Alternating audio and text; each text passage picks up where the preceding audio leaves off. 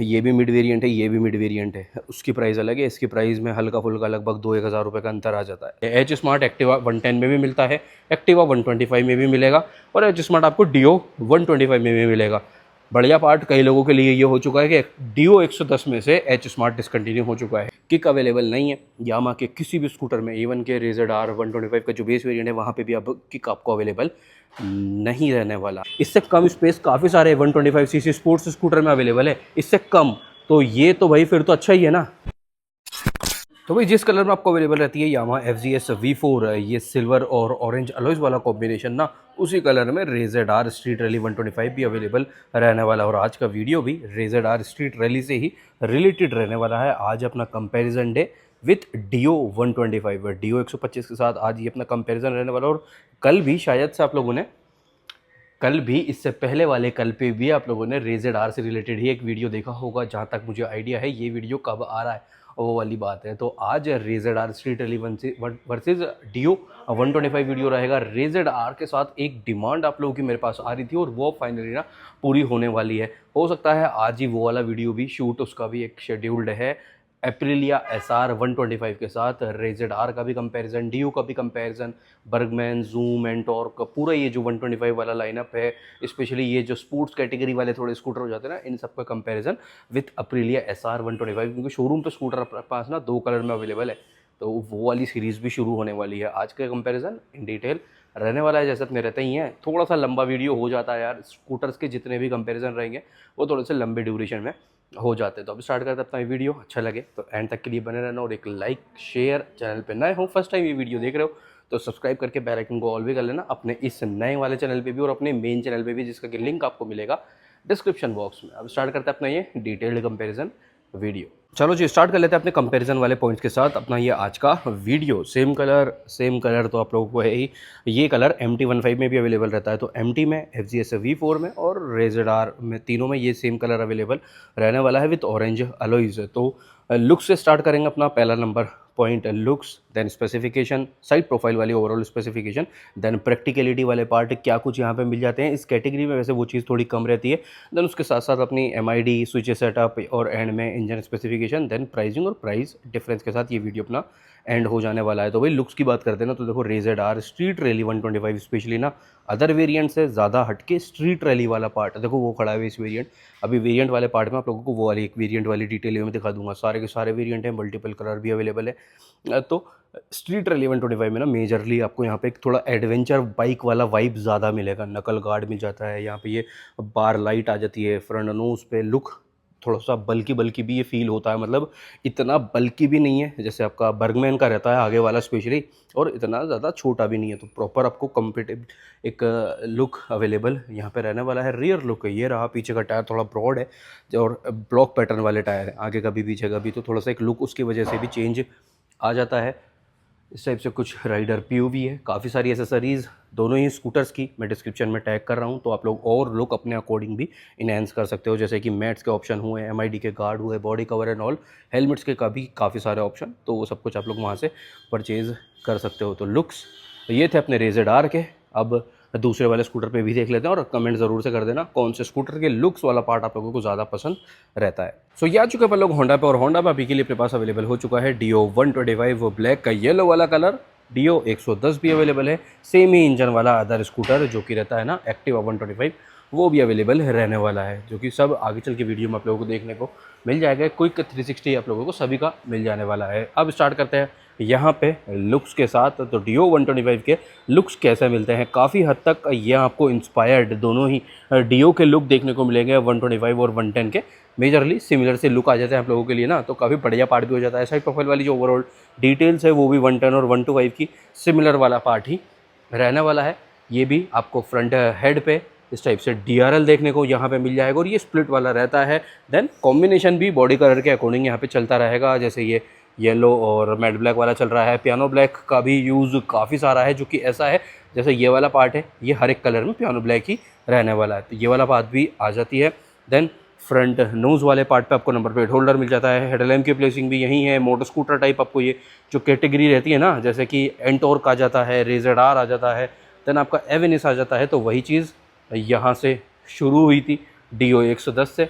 और वो वाला पूरा पूरा वाइब भी यहाँ पे रहता है, मतलब कि फन टू राइड वाला फैक्टर भी आपको यहाँ पे मिलेगा। और इस कैटेगरी के अंदर भी वही वाला सीन रहता है। देन स्टिकरिंग वाला पार्ट आपको आ जाएगा। काफ़ी कुछ एसेसरीज आप लोगों को डीओ 125 की भी, डीओ 110 की भी आफ्टर मार्केट में मिल जाती है। और जो अदर स्कूटर जिससे अपना कंपैरिजन चल रहा है उसकी भी डिस्क्रिप्शन में मैं टैग कर रहा हूँ। डीओ के लिए आगे की जो डिग्गी रहती है ना, मतलब कि यहाँ पे एक डिग्गी वाला पार्ट, यूटिलिटी स्पेस कपड़े वाली यानी कि नेट जाली वाली, वो भी मैं टैग कर रहा हूँ। तो वो चीज़ तो वही मंगवा ही लेना, वो आप लोगों के लिए काफ़ी ज़्यादा यूज़फुल और प्रैक्टिकल रहने वाली है। देन हेलमेट के काफ़ी सारे ऑप्शन भी है, तो एसेसरीज़ के साथ भी लुक आप लोग और ज़्यादा इनहेंस कर सकते हो। कंप्लीट फाइबर बॉडी यहाँ पे भी रहेगा, ओनली डिस्क के साथ ही अवेलेबल है। यहाँ पे ड्रम वाला कोई भी ऑप्शन नहीं है, जो कि अपन लोग वेरिएंट वाले डिटेल पे एक कवर अप पार्ट कर लेने वाले हैं। इस टाइप से राइडर पीओ भी बनेगा, बॉडी कलर यहाँ पे भी आपका विजिबल रहेगा। देन ये आ जाता है आपका डैशबोर्ड वाला लेआउट। सीट का साइज़ भी काफ़ी अच्छा है, स्प्लिट में ग्रे व्हील आएगी। रियर लुक ये रहा, और ये जो नीचे होंडा का स्टिकर आता है ना, इसके साथ भी एक छोटे से पार्ट से भी लुक काफ़ी ज़्यादा इनहेंस हो जाता है। ये रहा टेल लुक ऑफ डीओ 125। अब लुक्स वाले पार्ट दोनों ही स्कूटर के डन हो चुके हैं। अब अपन लोग कैरी फॉरवर्ड करते हैं अपने पॉइंट नंबर 2 के साथ। तो भाई अब ले लेते हैं वेरिएंट्स और कलर ऑप्शन वाली डिटेल, एंड उसी में साथ ब साथ अपन लोग स्पेसिफिकेशन साइड प्रोफाइल वाली भी कवर अप कर लेंगे। तो रेज़र आर 125 ना इन टोटल 3 वेरिएंट्स में अवेलेबल रहता है। स्ट्रीट रैली 125 हो जाता है आपका टॉप एंड वेरिएंट है। ये अभी के लिए अपने पास इन टोटल 4 कलर ऑप्शन में अवेलेबल हो रहा है। ठीक है, 4 कलर आते हैं। रेज़र स्ट्रीट रैली 125 में अभी एक रिसेंट नया कॉपर अलॉयज़ वाला भी आया है, जिसका कि वीडियो का लिंक आप लोगों को डिस्क्रिप्शन में मिल जाएगा। अपने मेन चैनल पे वीडियो ऑलरेडी अपलोड हो चुका है उसका। तो 4 कलर हैं टॉप वेरिएंट में। यहाँ पे वेरिएंट्स के अकॉर्डिंग कलर ऑप्शंस भी डिफरेंट रहेंगे। टॉप में ओनली 4 ही रहते हैं, और प्राइसिंग भी यहाँ पे अंतर रहता है। जो मिड वेरिएंट है ना, वहाँ पे भी 2 वेरिएंट 2 कलर ऑप्शन के इन टोटल 6 कलर आपको मिड वेरिएंट में मिलेंगे, जिसमें से 4 की प्राइस अलग है और 2 की प्राइस अलग है। ऐसा ही ना यामा की चाहे कोई भी बाइक ले लो, R15 सीरीज़ ले लो, FZS V4 ले लो, यहाँ पर तो भाई 500 रुपये का भी अंतर आ जाता है। जैसे ये कलर है ना दोनों, इनमें केवल और केवल 500 रुपीज़ का भी अंतर आ जाता है। वहाँ पे हाइब्रिड वाला भी खड़ा है FZS V4 ना अपने पास। तो अब आ जाते हैं वेरिएंट वाली डिटेल, अदर वेरिएंट के साथ कवर अप कर लेते हैं। ये खड़ा है देखो बेस वेरिएंट। बेस वेरिएंट में भी limited number of colours he available है, शायद से बेस वेरिएंट में ओनली 3 कलर अवेलेबल रहेंगे। यहाँ पे एनालॉग वाला MID भी आपका आ जाएगा। और वीडियो कल आप लोग देख ही चुके हो इस चीज़ के बारे में, एक वीडियो अपलोडेड है मिड वेरिएंट और बेस वेरिएंट रेज़र आर का कंपैरिजन। ये रहा हेलोजन वाला हेडलैम्प, 3 कलर में बेस वेरिएंट अवेलेबल है। तो ये है स्टार्टिंग वाला रेज़र आर 125।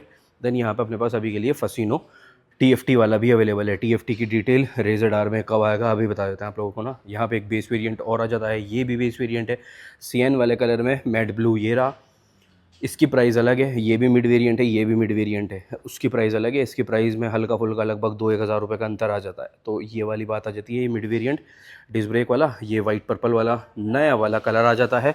यहाँ पे अलॉयज़ जो है ये भी आपको कॉम्बिनेशन में देखने को मिलेगा। और बेस वेरिएंट में आपको ड्रम मिल जाता है, डिस्क और ड्रम, ये वाला पूरा पार्ट आ जाएगा। तो अब साइड प्रोफाइल वाली पॉइंट भी इसी वाले पॉइंट पर अपन लोग ले लेते हैं यहाँ पे ना, क्योंकि अपने पास ये ब्रोशर लगा हुआ है। तो भाई ग्राउंड क्लियरेंस यहाँ पे मिल जाता है रेज़र आर में 145 mm का, wheel base is 1280 mm, seat height है 785 mm का, फ्यूल टैंक कैपेसिटी है 5.2 लीटर, अंडर सीट स्पेस है 21 लीटर का, और वेट है स्कूटर का 99 kg, 99 kg टोटल वेट रहने वाला है। अब आएंगे इंजन स्पेसिफिकेशन वाले पार्ट पे वापस से यहीं इस टाइप से। और ये रियर बॉडी है भाई आपका मैट ब्लू वाले कलर का, काफ़ी ज़्यादा डिमांडेड, वो कलर भी ऑलरेडी हो चुका है। ये भी रहता है और ये भी रहता है। देन ब्लैक की तो अपनी अपनी चॉइस रहने वाली है। तो भाई बेस वेरिएंट में इन टोटल आपको कलर ऑप्शन मिलते हैं 3, देन 6 कलर ऑप्शन आ जाते हैं आपके मिड वेरिएंट में, और टॉप वेरिएंट में 4 कलर आ जाते हैं। तो इस टाइप से मोस्ट डिटेल्ड कंपैरिजन चल रहा है ना, तो अच्छे से ये वाली डिटेल भी आप लोगों को मिल चुकी है। तो भाई व्हील बेस आ जाता है 1260 mm का, 1260 mm का व्हील बेस है। ग्राउंड क्लियरेंस इज़ 171 mm, जो कि काफ़ी अच्छा है। कर्व वेट है 104 kg का। सीट की जो लेंथ है वो है 708 mm। सीट की लेंथ माने सीट कितनी बड़ी है, सीट हाइट नहीं, seat length 708 mm। Fuel tank capacity 5.3 litre का ये आपका रहने वाला है। बाकी सारी डिटेल ये आप लोग यहाँ से स्क्रीनशॉट ले सकते हो। सीट हाइट भी काफ़ी लो, ये वही 770-775 mm के अराउंड जितनी स्कूटर्स में रहती है भाई, वही वाला पार्ट रहने वाला है। अब बात कर लेते हैं लाइटिंग सेटअप के बारे में। तो इस टाइप से कुछ ही आपको चाबी मिलेगी रेज़र आर 125 की, जैसा कि आपको चाबी R15 की भी मिलती है, FZS V4 की भी मिलती है, MT की भी मिलती है। सभी स्कूटर में, सभी बाइक्स में यामाहा में सिंपल सा फंडा है, सेम चाबी दे देते हैं यहाँ पे ना। तो सीट भी आपका इग्निशन से ही ओपन होगा, और इग्निशन ये अपना ऑन करते हैं तो MID का स्टार्टअप कुछ इस टाइप से ही आपका आएगा। डिजिटल वाला, एनालॉग वाला आप लोग देख ही चुके हो। अब यहाँ पे जब इग्निशन ऑन होता है तो इग्निशन ऑन के साथ ये DRL वाला पार्ट ऑन रहेगा और ये स्कूटर भी बुकड चल रहा है। स्ट्रीट रैली की जब से प्राइस कम हुई है ना, तब से और ज़्यादा इसकी डिमांड इंक्रीज़ हुई है, ये मैंने देखा मार्केट में ना। तो ये वाला आपका जो बार लाइट है ये ऑन रहेगा विथ इग्निशन। बाकी हेलोजन में इंडिकेटर है, जैसा कि बाइक्स टाइप आपको R15 V4 में V3 में मिल जाता है। देन LED और हेलोजन वाला हेडलैम्प भी आप लोग देख चुके हो। यहाँ पे ये वाइट वाला LED वाला आपको हेडलैम्प मिलने वाला है। हज़ार्ड अवेलेबल नहीं है, हज़ार्ड के लिए आफ्टर मार्केट जाना रहेगा। इस टाइप से पीछे वाला लुक है।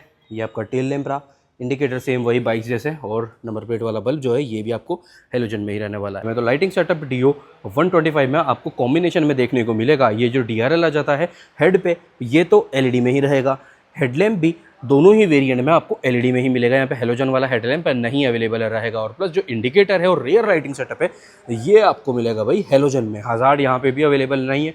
हज़ार्ड अगर चाहिए ही, हज़ार्ड का यूज़ है और हज़ार्ड का आपको यूज़ पता है, ये भी कह सकते हैं कि किस कंडीशंस में हज़ार्ड यूज़ होता है, तो वो आप लोग आफ्टर मार्केट से भी इंस्टॉल करवा सकते हो। रियर वाला कंप्लीट लाइटिंग सेटअप भी आपको ये हेलोजन में ही रहने वाला है। अब कवर अप कर लेते हैं टायर, सस्पेंशन और ब्रेकिंग वाला पार्ट। वैसे ड्रम वाला पार्ट आप लोग देख ही चुके हो, तो ओनली बेस वेरिएंट में आपको 130 mm का ड्रम मिल जाता है। बाकी के दोनों वेरिएंट में निसिन ब्रेकिंग के साथ, निसिन कैलिपर्स के साथ आपको ये मिल जाएगा। यहाँ पे लगभग 190 mm के राउंड का डिस्क कॉम्बी ब्रेकिंग सेटअप के साथ। ABS अवेलेबल यहाँ पे नहीं रहता। मैक्सिस का टायर ओनली मैक्सिस का ही आपको अवेलेबल रहेगा स्ट्रीट रैली में। बाकी का जो दो वेरिएंट है ना, वहाँ पे ब्रांड चेंज हो सकता है, क्योंकि ये जो ब्लैक बटन वाला टायर है ये यामा को ओनली मैक्सिस ही बना के दे रहा है। 90-90-12 ये टायर की ग्रेडिंग है। आगे वाले की ट्यूबलेस टायर है। 90-90-12 टायर की ग्रेडिंग। अलॉयस कुछ इस टाइप से था। सस्पेंशन टेलीस्कोपिक है, काफ़ी अच्छा थिकनेस आ जाता है। ये सेम है टायर, सस्पेंशन, ब्रेकिंग वाला पार्ट फसीनो में भी और RZR में भी, और इन दोनों में ही आपको इंजन भी सिमिलर वाला पार्ट ही रहने वाला है। एक TFT वाला फसीनो यहाँ पे भी खड़ा है। अब आती है बात पीछे की, तो एग्जॉस्ट तो देखो कुछ इस टाइप से है। यामा की ये हीट शील्ड पे मार्किंग आ जाती है। पीछे वाला जो टायर है ये भी आपको एक तो ब्लॉक पैटर्न टाइप ही है, और 110-90-10 110-90-10 ये आपको टायर की ग्रेडिंग रहने वाली है। सस्पेंशन भी यहाँ से विजिबल है, तो सिंगल हाइड्रोलिक स्प्रिंग वाला आपको सस्पेंशन ये रहने वाला है। देन अपडेटेड वाले स्कूटर्स तो अब सब आ ही चुके हैं। देन यहाँ पे जो पार्ट ऑफ एसेसरीज है वो भी देख लेते हैं इसी वाले पॉइंट पे ना। तो देखो ये सीट कवर एक्स्ट्रा कुशनिंग के लिए ये बुकड है गाड़ी, तो ये भी कंपनी से ही लगा हुआ है। देन ये जो फुटरेस्ट है इसका लिंक मैं आप लोगों को डिस्क्रिप्शन में भी छोड़ दूंगा, वहाँ से भी ले सकते हो, बाकी कंपनी से भी ले सकते हो। दोनों स्टैंड गाड़ी के साथ आते ही हैं। ये रहा पीछे वाला मैकेनिज्म।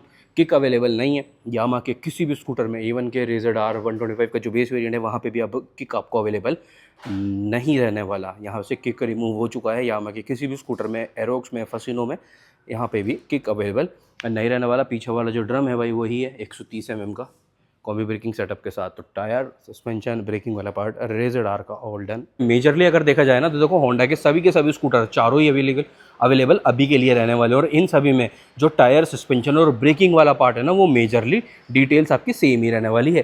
देखो आगे वाला टायर 90-90-12 वो 12 इंच का आगे वाला है। पीछे की ग्रेडिंग रहती है 90-110 10 इंच का आगे वाला है, जो कि सब में सेम ही रहता है। टेलीस्कोपिक सस्पेंशन सेटअप है, ये भी सब में सेम है। देन ये जो अलॉयज़ हैं वो भी आपको सभी में सेम मिलने वाले हैं। ये बेस वेरिएंट है, यहाँ पे स्टील रिम भी नहीं है, और ना ही यहाँ पे ड्रम ब्रेक आपको अवेलेबल रहता है एक्टिवा 125 में, DO 125 में सॉरी। तो ये वाला पार्ट अपना सेम है। MRF, C8 या फिर मैक्सिस, ये तीन ब्रांड के टायर आपको यहाँ पे मिल जाते हैं। और एक हो सकता है कोई और भी चौथा नाम भी आ जाए, पैटर्न कुछ इस टाइप से रहता है। और ये आ जाता है भाई आपका कॉम्बी ब्रेकिंग सेटअप के साथ, लगभग 190 mm का pedal disc with Nissin braking combi braking setup के साथ है। तो बढ़िया पार्ट है ब्रेकिंग में। ऐसा नहीं है कि भैया डिस्क आपको ये स्लिप कर देगी, गिरा देगी, ऐसा बिल्कुल भी नहीं है कॉम्बी ब्रेकिंग वाले स्कूटर्स में तो मेजरली। बाकी वैसे भी कोई दिक्कत नहीं होती। आपको पता होना चाहिए कि आपको ब्रेक लीवर कितना प्रेस करना है अगर डिस्क आप लोग चला रहे हो तो। और सेम डिस्क के साथ ही आपको एक्टिवा 125 भी अवेलेबल रहने वाला है। सेम इंजन यहाँ पे भी है, सेम इंजन यहाँ पे भी है। जो इंजन आपको एक्टिवा 110 में है वो इंजन आपको DO 110 में अवेलेबल रहता है। दो इंजन के साथ 4 स्कूटर होंडा पे आ जाते हैं। पीछे में आ जाते हैं तो ये है भाई आपका सिंगल हाइड्रोलिक स्प्रिंग वाला सस्पेंशन, जो कि गैब्रियल या फिर एंड्योरेंस 3 स्टेप एडजस्टमेंट के साथ ही रहेगा। टायर अगर भी आ जाएगा, 130 mm का ड्रम है। किक यहाँ पे अवेलेबल है। ये आपका जो रेगुलर चाबी वाला वेरिएंट है, H स्मार्ट जो रहेगा ना उसमें देख लेते हैं। H स्मार्ट में किक अवेलेबल ना आप पे नहीं रहने वाला। देन 130 mm का ड्रम, पीछे वाला टायर 90-110 10 इंच का ये टायर की ग्रेडिंग रियर वाले की रहने वाली है। और जो साइड स्टैंड है वो भी यहाँ पे पार्ट ऑफ एसेसरीज रहता है होंडा के सभी स्कूटर्स में से। टायर का पैटर्न ये लो, टेल टाइड ये रही। और H स्मार्ट जो आ जाएगा ना टॉप वेरिएंट है DO 125 का, जैसे ये H स्मार्ट है एक्टिवा 110 का, नया वाला तो यहाँ पे भैया किक अवेलेबल नहीं रहती। ऐसी भी एक डिटेल है। एच स्मार्ट एक्टिवा 110 में भी मिलता है, एक्टिवा 125 में भी मिलेगा और एच स्मार्ट आपको डियो 125 में भी मिलेगा। बढ़िया पार्ट कई लोगों के लिए ये हो चुका है कि डियो 110 में से एच स्मार्ट डिसकंटिन्यू हो चुका है। यहाँ पे दो ही वेरिएंट है, ये टॉप है डीलक्स, इससे नीचे आ जाता है स्टैंडर्ड जिसमें कि एनालॉग वाला एमआईडी आ जाएगा। ये इसका बेस वेरिएंट है, यहाँ पे कोई भी एनालॉग भी नहीं है और अगेन वही, ना ही कोई ड्रम है ना ही स्टील रिम है। अब देख लेते हैं प्रैक्टिकलिटी वाले पार्ट क्या क्या रहने वाले हैं। वैसे बॉडी से स्टार्ट करना चाहिए अपने को ये वाला पार्ट ना, तो यहाँ पे कंप्लीट आपको मेटल बॉडी यहाँ पे नहीं मिलने वाली, यहाँ पे ऑल ओवर आपको फाइबर बॉडी मिलेगी। 99 kg रेजेड आर का वेट रहने वाला है। सभी वेरिएंट्स का हो सकता है एक आधा केजी का डिफरेंस आ जाए इन स्ट्रीट रेलिवेंट वगैरह, क्योंकि नकल गार्ड वगैरह ही जो आगे वाला पार्ट एक्स्ट्रा में आ जाता है ना, तो इस वजह से complete fibre body 99 kg body weight. MID में बीटी कनेक्टिविटी मिल जाता है बट 10 बटन नेविगेशन नहीं मिलता। अब टीएफटी वाले वेरिएंट की यहाँ पे उड़ती उड़ती एक खबरें आ रही हैं, तो लेट्स सी जो 11 नवंबर को यामा का एक इवेंट होने वाला है जहाँ पे कुछ बड़ा लॉन्च होने की उम्मीद है। एक प्रोडक्ट नहीं है, काफ़ी कुछ प्रोडक्ट्स आने की उम्मीद है वहाँ पे ना, तो वहाँ पे हो सकता है कुछ आ जाए एक्स्ट्रा में, यहाँ पे चीज़ें ऐड ऑन हो जाए। अभी के लिए 10 बटन नेविगेशन नहीं है, बीटी कनेक्टिविटी आपको अवेलेबल हो जाती है। ऑटो स्टार्ट स्टॉप भी एक प्रैक्टिकलिटी वाला फीचर ही आप काउंट कर सकते हो। आगे में कोई भी यूटिलिटी स्पेस यहाँ पे नहीं रहती, हमेशा से ही आना चाहिए, वो भी एक पब्लिक की डिमांड रहती है।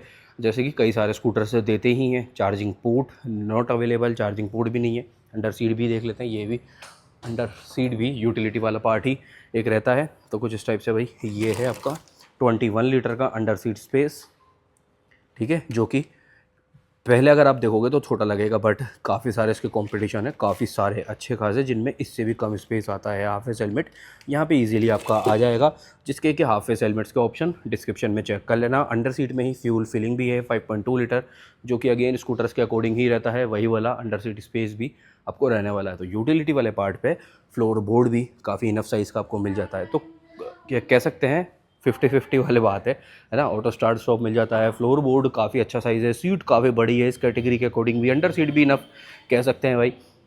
बीटी कनेक्टिविटी भी मिल जाती है विदाउट नेविगेशन। तो कह सकते हैं कि अच्छी चीज़ें भी हैं, बुरी चीज़ें भी हैं। तो 10 में से 6 वाला पार्ट आप लोग ले सकते हो।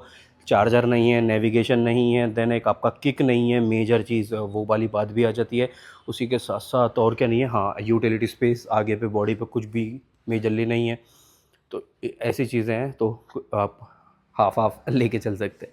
यूटिलिटी वाला पार्ट कौन सा स्कूटर का आपको ज़्यादा पसंद है वो भी आप लोग कमेंट कर देना। तो यहाँ पे प्रैक्टिकलिटी वाला पार्ट भी थोड़ा बहुत अच्छा मिल जाता है इस कैटेगरी के अकॉर्डिंग कह सकते हैं। सीट काफ़ी अच्छा है, कुशनिंग भी काफ़ी बढ़िया है। देन एक्सटर्नल फ्यूल फिलिंग आपको मिल जाएगा, जिसकी की प्लेसिंग बाहर ही, मतलब बार बार सीट ओपन करने के आपको नीड नहीं रहने वाली।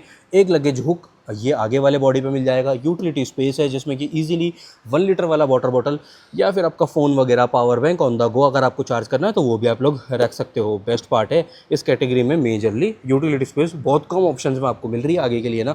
Then best part C type वाला चार्जिंग पोर्ट आपको अवेलेबल हो जाएगा दोनों ही वेरिएंट में। ये बेस वेरिएंट है, इसमें भी सी टाइप वाला चार्जर अवेलेबल रहेगा। Then BT connectivity 10 button navigation के साथ आपको ये टीएफटी एमआईडी मिल जाता है। ऑटो स्टार्ट स्टॉप भी है, जो कि आप ऑन और ऑफ अपने अकॉर्डिंग कर सकते हो। वो रहा देखो, ये इस टाइप से नेविगेशन वाला पूरा पार्ट आपका एक्सेस इस पर कर सकते हो। यूटिलिटी स्पेस में सीट आ जाती है, सीट हाइट भी आ जाती है। सीट हाइट भी यहाँ पे काफ़ी लो ही है वैसे स्कूटर्स की जो रहती है, वही वाला पार्ट है। अंडर सीट स्पेस भी इसी वाले पॉइंट पे अपन लोग चेक कर लेते हैं। सो ये देखो भाई, जैसा कि होंडा के स्कूटर्स में हमेशा से आती है ना, चाहे वो एक्टिवा 125 हो, डियो 110 हो, एक्टिवा 110 हो, वही चीज़ आप लोगों को यहाँ पे भी मिल जाती है। इससे कम स्पेस काफ़ी सारे 125 सीसी स्पोर्ट्स स्कूटर में अवेलेबल है, इससे कम। तो ये तो भाई फिर तो अच्छा ही है ना। तो ये भी बात है। और हेलमेट के लिए यहाँ पे ये दो सेपरेटली आप लोगों को ना अलग से पॉइंट भी मिल जाता है अगर हेलमेट बाहर डालना है तो। बाकी वो इतना सेफ नहीं रहता बट फिर भी जो चीज़ मिल रही है उसको तो काउंट करना पड़ेगा ना। और फ्लोर बोर्ड भी काफ़ी अच्छे एरिया का आ जाता है। तो भाई प्रैक्टिकलिटी वाला पार्ट है डियो 125 में अच्छा, काफ़ी बढ़िया आप लोगों को मिल जाता है। 10 में से 10 वाला पार्ट यहाँ पे रहेगा। तो अब बात कर लेते हैं एमआईडी और स्विच सेटअप में, यहाँ पे क्या कुछ सेटअप रहने वाला है। वैसे एमआईडी का स्टार्टअप तो आप लोगों ने पहले भी देख लिया था। ऐप कनेक्टिविटी मिल जाती है, फ़ोन का बैटरी लेवल यहाँ पे देखने को मिलेगा। उसी के साथ साथ देखो एक और बार ये अपन ऑफ करके ऑन करते हैं सो फ़ोन और message alert, call alert, message alert, phone का बैटरी लेवल और ऐप कनेक्टिविटी, ये सब कुछ आपको BT से अवेलेबल रहने वाला है। देन LCD टाइप क्लस्टर ये है। इस वाले विंडो में आपको सिंपली एक अपना वार्निंग लाइट देखने को मिलेगी और एक इको इंडिकेटर भी यहाँ पे ये आ रहा है। स्पीडोमीटर ये रहा। देन ये पर 100 किलोमीटर के अकॉर्डिंग आपको ट्रिप मीटर मिल जाता है। नीचे है भाई आपका फ्यूल गेज। अब चेंजेस करते हैं तो ये आ गया भाई आपका क्लॉक। देन ट्रिप मीटर एक ही है। वी बेल्ट ट्रांसमिशन जो उसमें रहता है उसका हो सकता है ऑयल चेंज रिमाइंडर यहाँ पे आ रहा हो। देन ऑडोमीटर आ गया, ट्रिप 1 आ गया और फ्यूल इको इंडिकेटर के अकॉर्डिंग ये भाई आपका आ जाता है। तो ये वाली सब कुछ डिटेल यहाँ पे MID में रहेगी। स्विच सेटअप वगैरह कुछ इस टाइप से है। बार एंड यहाँ पे नहीं है क्योंकि भाई यहाँ पे आ जाता है नकल गार्ड। वैसे है थोड़ा बहुत एक पार्ट आपको मिल ही जाता है। High beam, low beam, plus pass indicator, इस टाइप से सिंगल बजर हॉर्न है। Auto start stop, base to top आपको अवेलेबल रहेगा। जो बेस वेरिएंट है वहाँ पे भी ये वाला पार्ट मिल जाएगा। एक ये हेडलैम्प ऑन और ऑफ करने के लिए स्विच नहीं है ये, बट इससे आपकी ब्राइटनेस जो है मेजरली जो DRL की वो कम ज़्यादा होती है। साइलेंट स्टार्ट के साथ ये आपका स्टार्टर आ जाता है। साइलेंट स्टार्ट भी है यहाँ पे ना।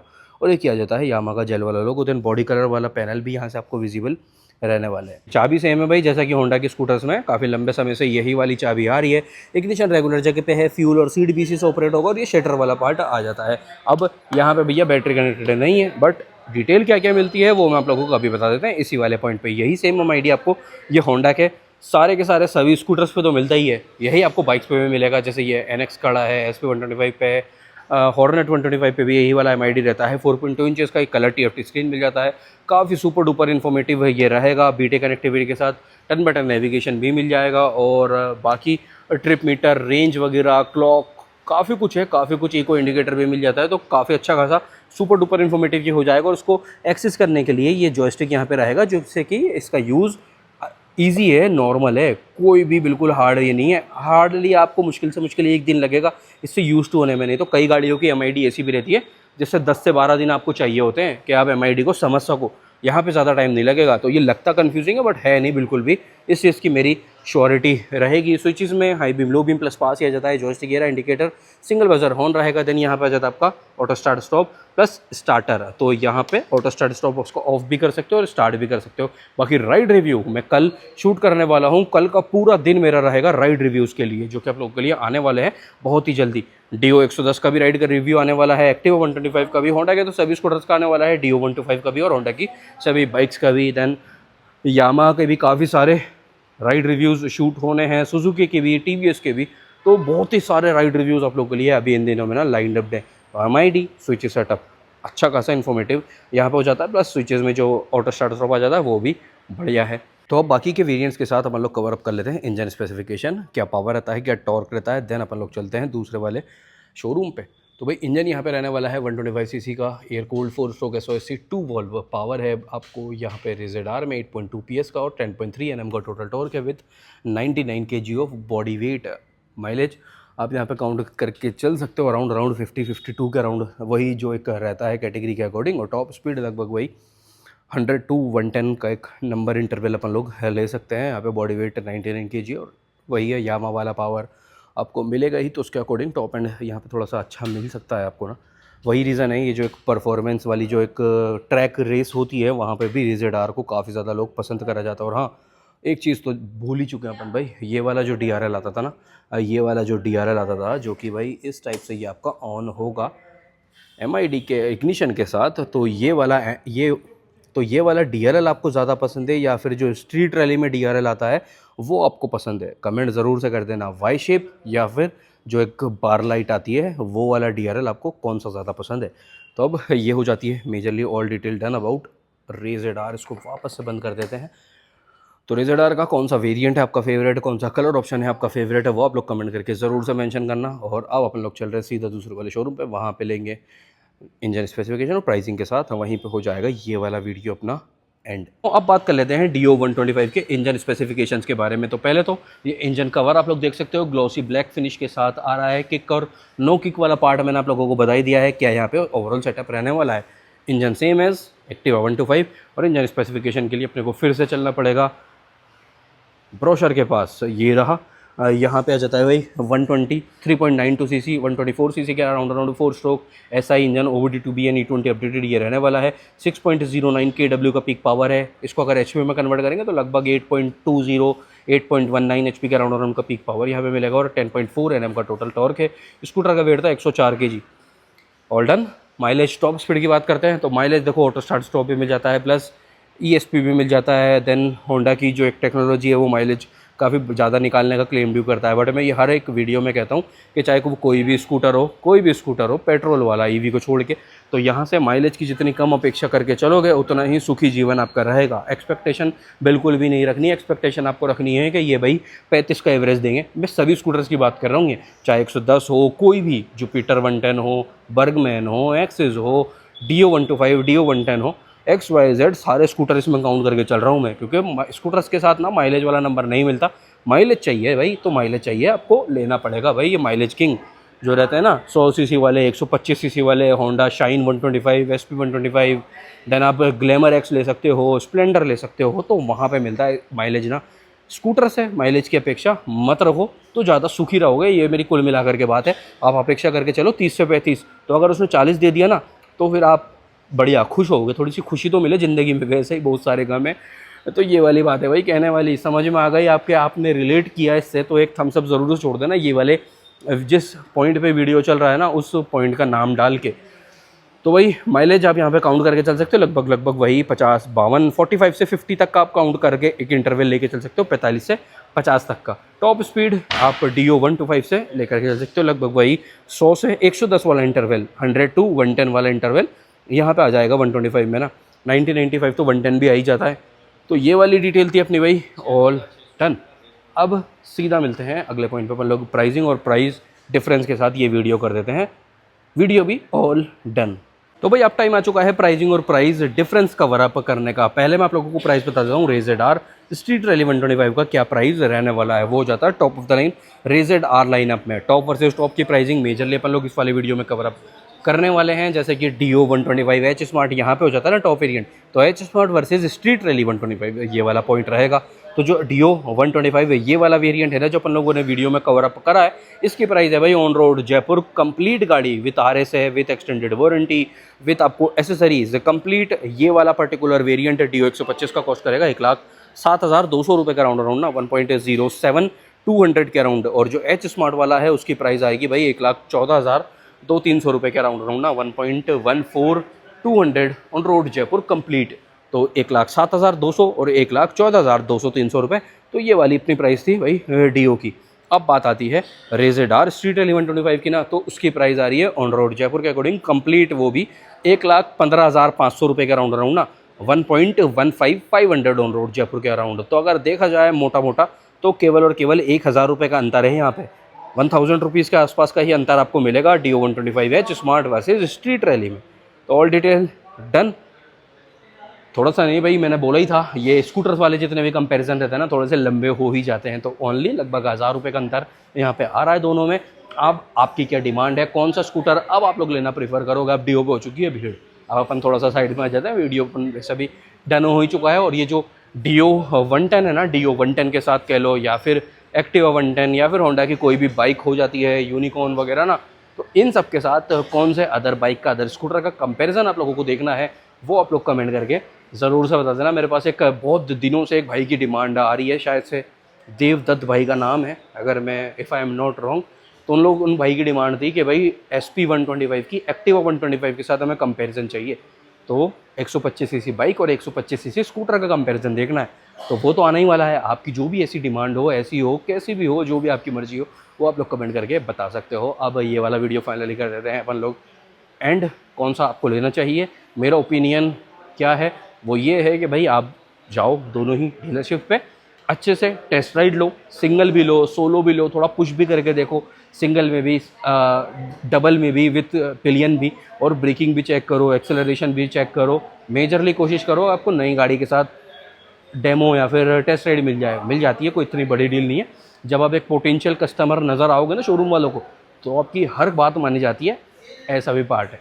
तो दोनों की टेस्ट राइड लो, दोनों ही अच्छे बड़े ब्रांड है, यामा हो गया, होंडा हो गया, तो वो बढ़िया पार्ट आप लोगों के लिए हो जाएगा। वो जितना मैं बताऊंगा उससे ज़्यादा अगर आप खुद उसको एक्सपीरियंस कर सकोगे ना तो वो पार्ट आपके लिए ज़्यादा रहेगा। किस चीज़ की आपको डिमांड ज़्यादा है, यूटिलिटी स्पेस अच्छी चाहिए तो भाई डियो में आप लोगों को मैंने बता ही दिया है क्या पूरा पार्ट रहने वाला है। तो अब हम और ज़्यादा लंबा वीडियो नहीं करते हैं, वीडियो को मतलब और ज़्यादा ड्यूरेशन लंबा नहीं लेके चलते हैं और कर देते हैं यहीं पे एंड। और मिल रहा है कल रात 9 बजे ऐसे किसी अच्छे से कंपैरिजन या फिर राइड वीडियो के साथ। जब तक के लिए ध्यान रखो, खुद का भी, घर वालों का भी, आपकी गाड़ियों का भी। Take care, bye bye.